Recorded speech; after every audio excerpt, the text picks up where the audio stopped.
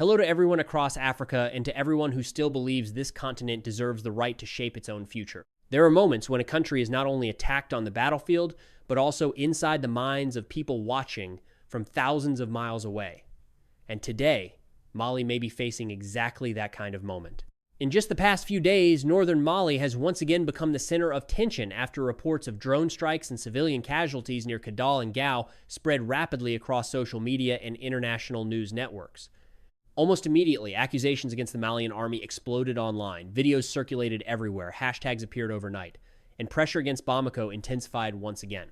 But inside Mali, many voices close to the government are asking a different question. What if this is not only about military operations? What if Mali is now facing a coordinated information war designed to weaken the FAMA, destroy public trust, and isolate the country from its allies, especially Russia and the AES alliance? Because in modern conflicts, controlling territory is no longer enough. Whoever controls the story can shape international opinion, influence diplomacy, and even destabilize entire governments without crossing a border. And that is why what is happening in KIDAL today is not just about Mali. It is about the future of sovereignty in the Sahel and the growing battle over who gets to define Africa's reality. In this video, we will go beyond the headlines and uncover the deeper geopolitical struggle behind the information war now exploding across northern Mali. KIDAL has always been more than a remote desert city in northern Mali. For years, it has represented one of the most sensitive fault lines in the entire Sahel region. Whoever controls KIDAL sends a message about that is why recent military operations by the FAMA near KIDAL and Gao are attracting enormous attention both inside and outside the country. Over the past weeks, the Malian army has intensified drone surveillance and airstrikes targeting armed groups operating across desert supply routes. Bamako says these operations are necessary to prevent insurgent movements and protect national sovereignty. But almost every strike is now followed by another battle online. Videos claiming civilian casualties appear within hours. Images spread rapidly across X, Telegram, and French-speaking media spaces. Some reports accuse the Malian army of targeting civilians during weddings or local gatherings. Others question whether all the footage being shared is even verified. For the government and many supporters of the AES alliance, this is where the conflict becomes far more dangerous. They argue that Mali is no longer fighting only armed groups in the desert. It is also fighting a war of narratives designed to weaken public confidence in the army and create international pressure against Bamako.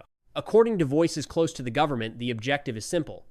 If people begin to believe that the FAMA itself is a threat to civilians, then Mali could lose legitimacy before losing any territory. And that is exactly why Bamako now believes the battle for KIDAL is being fought on two fronts at the same time, one on the ground, the other across screens, headlines, and social media feeds around the world. Mali's accusations become even more serious when the government points toward possible coordination between the FLA and JNIM. Although the two groups come from different ideological backgrounds, Bamako believes they may now share a strategic interest in destabilizing the state and damaging the image of the FAMA. For Bamako, the possibility of cooperation between the FLA and JNIM changes the entire meaning of the conflict unfolding in northern Mali. The FLA is rooted in separatist movements seeking greater control over the Azawad region, especially around KIDAL. JNIM, on the other hand, is a jihadist alliance linked to al-Qaeda and active across Mali, Burkina Faso, and Niger.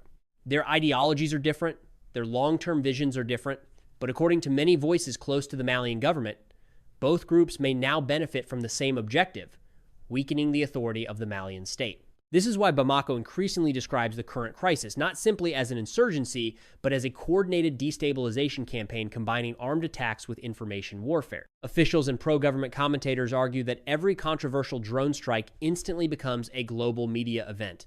Unverified videos spread online within minutes. Emotional narratives travel faster than fact. And before investigations even begin, international pressure starts building against the FAMA. For Mali and its supporters inside the AES alliance, this pattern is not accidental. They believe the goal is to create a perception that northern Mali is collapsing, that the army cannot protect civilians, and that Bamako's partnership with Russia is making the situation worse instead of better. In modern geopolitics, perception can become a weapon as powerful as military force. A country that loses control of its image can quickly lose diplomatic support, economic confidence, and internal unity.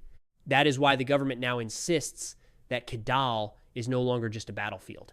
It has become the center of a much larger struggle over information, legitimacy, and the future political direction of the entire Sahel region. Behind the military tension in KIDAL lies a much larger geopolitical struggle that now stretches across the entire Sahel. For Mali's leadership, this conflict is no longer only about defeating armed groups.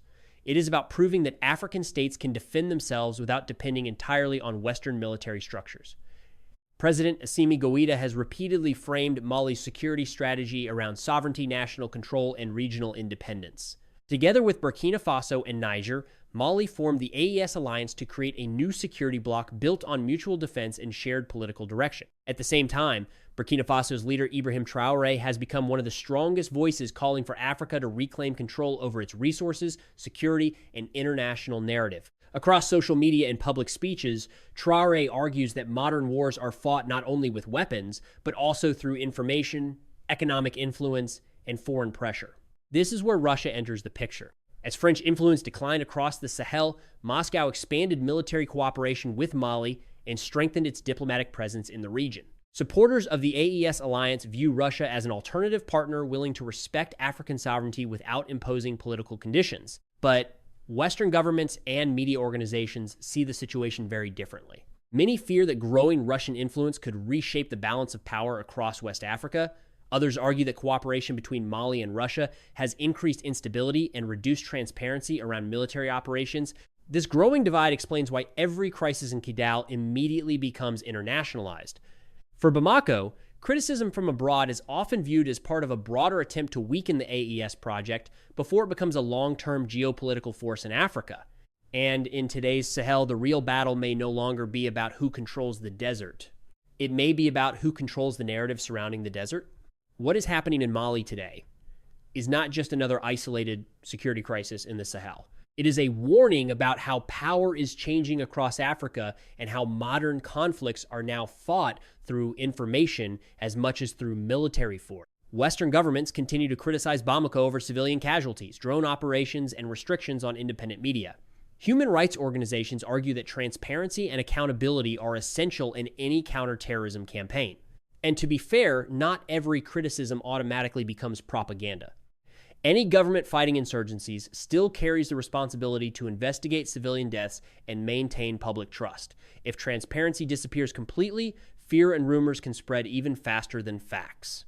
But many people across Mali, Burkina Faso, and Niger are also asking another difficult question. If years of foreign military intervention truly brought stability to the Sahel, why does terrorism continue expanding across the region? That question explains why support for the AES alliance remains strong among many citizens who believe Africa must now define its own security future. For them, the battle in KIDAL is about more than territory. It is about whether African nations can control their own political destiny without external pressure shaping every narrative. Because in the modern world, countries do not lose only through military defeat. Sometimes they lose when they can no longer control the story being told about them. And that may be the greatest lesson the entire continent can learn from the crisis now unfolding in northern Mali. In the days ahead, all eyes will remain fixed on KIDAL, Gao, and the wider Sahel region. Not only to see what happens next, but to understand who will ultimately shape Africa's future narrative. Follow this channel if you want to understand Africa through the perspective of Africa itself. Because in geopolitics, power never waits. And Africa may no longer be willing to wait either.